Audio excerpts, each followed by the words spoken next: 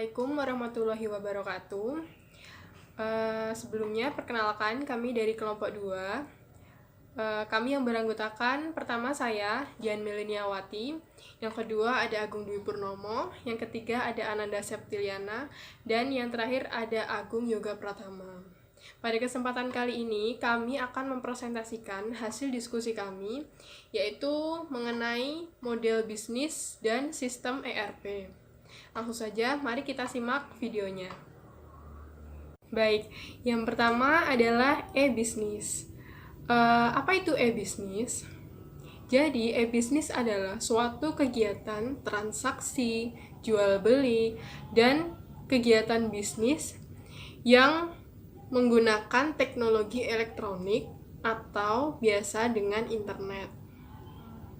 E-bisnis memungkinkan suatu perusahaan untuk dapat berhubungan dengan sistem pemrosesan data internal maupun eksternal secara lebih efisien serta fleksibel.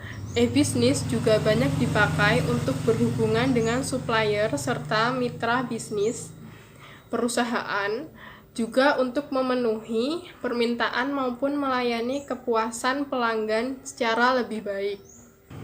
Nah, lalu apa saja model-model e-bisnis? Jadi, model e-bisnis itu dibagi menjadi 3. Yang pertama yaitu customer to customer, yang kedua itu business to business, dan yang terakhir itu ada business to customer.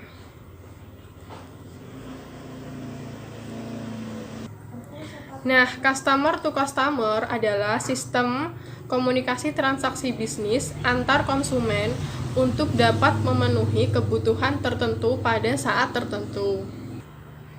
Karakter dari customer to customer ada 3. Yang pertama yaitu pada lingkup antara konsumen ke konsumen bersifat khusus, sebab transaksi yang dilakukan hanya antar konsumen saja. Yang kedua, internet dijadikan sarana tukar-menukar informasi produk, harga, kualitas, serta pelayanannya.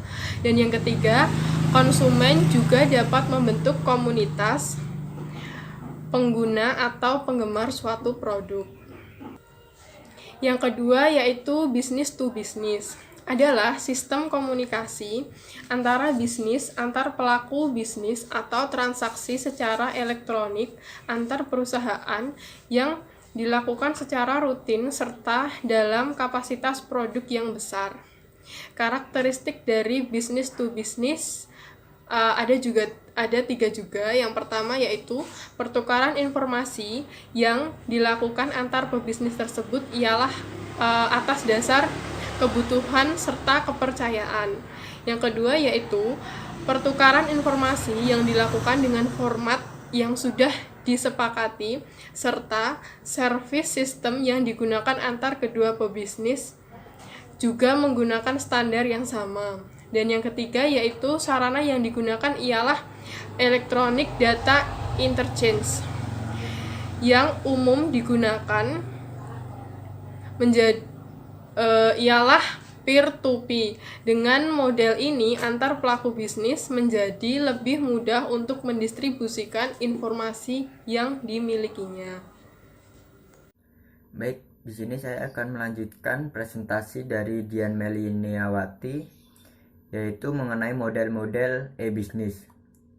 Tadi sudah dijelaskan 2 model e-bisnis, dan selanjutnya saya akan menjelaskan model e-bisnis yang ketiga, yaitu business to consumer atau biasa disingkat dengan B2C. Apa sih business to consumer tersebut? Jadi, business to consumer adalah sistem komunikasi bisnis antar pelaku bisnis dengan konsumen untuk mendapatkan atau memenuhi suatu kebutuhan. Jadi, business to consumer tersebut juga memiliki beberapa karakteristik seperti yang lainnya, yaitu yang pertama yaitu informasi disebarkan secara umum, sehingga pelayanan yang memberikan ialah bersifat umum sehingga banyak digunakan oleh banyak orang. Yang selanjutnya yaitu pelayanan yang diberikan yaitu berdasarkan permintaan, Jika konsumen melakukan permintaan, maka pelaku usaha harus dengan cepat dan sigap untuk merespon permintaan dari konsumen tersebut. Selanjutnya, karakteristik yang ketiga yaitu pendekatan yang dilakukan ialah client server, di mana konsumen berada pada sisi klien dengan menggunakan web browser untuk dapat mengakses suatu produk tersebut, serta pelaku usaha sebagai servernya yang mengelola dari web browser tersebut untuk memasarkan produk itu. Yang selanjutnya yaitu ada strategi e-bisnis. Ada apa sih strategi e-bisnis itu? Di sini ada banyak macam-macam strategi e-bisnis, yaitu ada 7 strategi e-bisnis. Yang pertama yaitu fokus. Maksudnya yaitu produk-produk yang dijual di internet harus menjadi bahan yang terfokus dari masing-masing manajer produk. Yang kedua yaitu banner berupa teks. Dikarenakan respon yang diperoleh dari banner berupa teks itu jauh lebih tinggi daripada banner berupa gambar. Yang ketiga yaitu ciptakan 2 level afiliasi. Maksudnya memiliki distributor penjualan utama serta agen penjualan kedua yang membantu penjualan produk atau bisnis. Strategi bisnis yang keempat yaitu memanfaatkan kekuatan email. Email ialah aktivitas pertama yang paling banyak digunakan internet, maka pemasaran juga dapat dilakukan melalui email atas dasar persetujuan. Dan selanjutnya yang kelima yaitu menulis artikel. Kebanyakan penjualan ialah hasil dari proses edukasi maupun sosialisasi, sehingga produk dapat dipasarkan melalui tulisan-tulisan yang informatif. Selanjutnya yang keenam yaitu lakukan e-marketing. Sediakan sebagian waktu untuk pemasaran secara online. Yang ketujuh yaitu komunikasi instan. Maksudnya yaitu terus mengikuti perkembangan dari calon pembeli ataupun pelanggan tetap untuk menjaga kepercayaan mereka dengan cara melakukan komunikasi langsung. Yang selanjutnya ada pembagian e-bisnis. Pembagian e-bisnis sendiri terdapat beberapa macam. Yang pertama yaitu Customer Relationship Management atau CRM. Customer Relationship Management atau CRM adalah sistem kostumisasi melakukan personalisasi produk dan service berdasarkan keinginan customer atau menyangkut hubungan antara perusahaan dengan konsumen yang meliputi sales, pemasaran, data-data, penjualan, pelayanan, anggapan dari konsumen. Yang selanjutnya yaitu Enterprise Resource Planning atau ERP. Adalah sistem informasi pendukung e-bisnis yang menyediakan berbagai macam kebutuhan perusahaan seperti supply chain, CRM marketing, warehouse, shipping, dan payment, serta mampu melakukan otomatisasi proses bisnis atau menyangkut hubungan dalam internal perusahaan tersebut. E-bisnis. Yang ketiga yaitu Enterprise Application Program atau EIE merupakan konsep integrasi berbagai proses bisnis dengan memperbolehkan mereka bertukar data berbasis messenger yang berfungsi sebagai penghubung ERP dengan SCM atau ERP dengan CRM. Yang keempat yaitu Supply Chain Management atau SCM.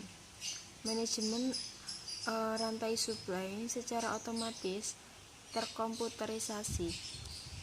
SCM menyangkut hubungan antara perusahaan dengan supplier. Pemrosesan transaksi siklus pengolahan data.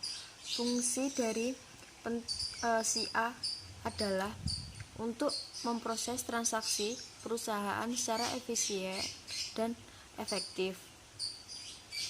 Dalam sistem manual atau tidak berbasis komputer, data dimasukkan ke dalam jurnal dan buku besar yang disimpan dalam bentuk buku.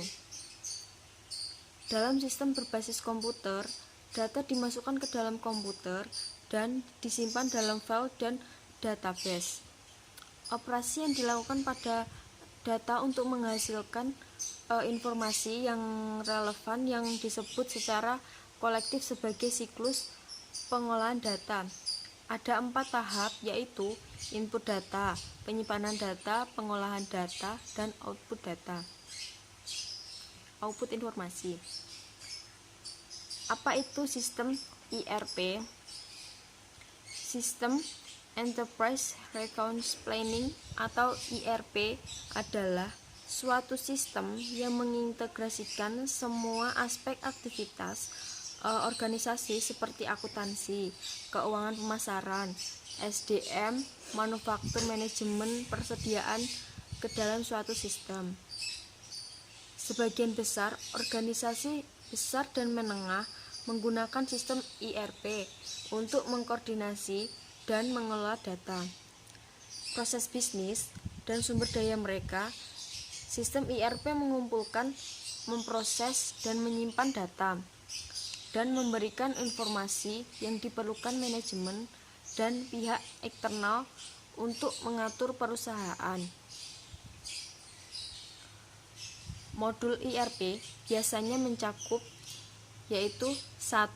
Keuangan sistem buku besar atau pelaporan, buku besar piutang, aktiva tetap, penganggaran, manajemen kas, dan persiapan laporan manajerial dan laporan keuangan.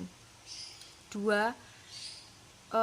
Sumber daya manusia dan penggajian, yaitu SDM, penggajian, imbalan kerja, karyawan, pelatihan, waktu dan kehadiran, manfaat, dan laporan pemerintah. 3. Memesan ke kas atau siklus pendataan atau siklus pendapatan, yaitu entry pesanan, penjualan, pengiriman, persediaan, penerimaan kas, dan penghitungan komisi. Yang keempat yaitu membeli untuk membayar atau siklus pengeluaran, yaitu pembelian, penerimaan, dan inspeksi, persediaan dan manajemen gudang dan pengeluaran kas. Bismillah, baik, kita lanjutkan modul ERP biasanya yang mencakup ke poin 5, manufaktur atau siklus produksi, yaitu diantaranya perekayasaan penjadwalan produksi, daftar bahan baku, barang dalam proses, manajemen alur kerja, pengendalian kualitas, manajemen biaya, dan proses manufaktur serta proyek. Dan yang keenam, manajemen proyek, yaitu penetapan biaya, pengalihan waktu dan biaya, unit kerja, dan manajemen aktivitas. Dan yang poin 7, manajemen hubungan pelanggan, diantaranya penjualan dan pemasaran, komisi, pelayanan, kontak pelanggan, dan dukungan pusat panggilan. Dan yang terakhir, alat sistem, yaitu diantaranya alat untuk membuat data file induk dan membuat perincian atau perincian arus informasi, pengendalian akses, dan sebagainya. Sistem ERP dengan database terpusat memberikan keuntungan yang signifikan, di antaranya 1. ERP memberikan tampilan tunggal atas data organisasi dan situasi keuangan yang terintegrasi di seluruh perusahaan. Yang kedua, input data diambil atau dikunci sekali dan tidak berkali-kali saat dimasukkan ke dalam sistem yang berbeda. Yang ketiga, manajemen mendapatkan fasilitas yang lebih besar ke dalam setiap area perusahaan dan kemampuan dalam memonitor yang lebih besar. Keempat, organisasi memperoleh pengendalian akses yang lebih baik. Yang kelima, prosedur dan laporan yang telah distandarisasi antar unit bisnis. Dan yang terakhir, pelayanan pelanggan meningkat karena karyawan dapat dengan cepat mengakses pesanan, persediaan yang tersedia, mengirimkan informasi dan detail transaksi pelanggan sebelumnya. Sistem ERP juga memiliki kerugian yang signifikan. Di antaranya yang pertama, biaya yang sangat mahal. Yang kedua, jumlah waktu yang diminta. Yang ketiga, perubahan proses bisnis. Kecuali perusahaan ingin menghabiskan waktu dan uang yang menyesuaikan modul, mereka harus beradaptasi untuk menstandarisasi proses bisnis sebagai lawan dalam mengadopsi ERP untuk proses perusahaan yang ada. Yang keempat, kompleksitas. Hal ini berasal dari integrasi berbagai aktivitas dan sistem bisnis yang berbeda. Yang kelima, resistensi. Organisasi yang memiliki banyak departemen dengan sumber daya terpisah, misi, laba dan rugi, dan rantai komando mungkin percaya bahwa sistem tunggal memiliki beberapa keuntungan. Lalu, bagaimana menurut keuntungan potensial sistem ERP dan cara mengurangi kerugiannya? Yaitu 1. Butuh usaha yang keras dan kesadaran tinggi serta keterlibatan oleh manajemen puncak. Yang kedua, komitmen manajemen puncak kepada sistem ERP dan dukungan perubahan yang diperlukan meningkatkan kesempatan untuk akses. Yang ketiga, memilih sistem yang kompleks dan mahal. Dan yang terakhir, memilih vendor yang terkemuka. Jadi untuk bisa mengurangi kerugiannya itu tidak bisa memilih sistem yang enggak sesuai dengan standar dari sistem yang ada di perusahaan. Jadi harus kompleks dan maksimal, serta mungkin yang dalam penyusunan atau pembuatannya itu harus memilih vendor yang biasanya lebih baik, yang terkemuka. Baik, mungkin itu yang bisa disampaikan dari kelompok kami. Apabila ada kesalahan atau mungkin ada yang kekurangan, kami mohon maaf, nanti bisa ditambahkan dari teman-teman atau dari dosen. Sekian dari kami, apabila ada kekurangan mohon maaf. Assalamualaikum warahmatullahi wabarakatuh.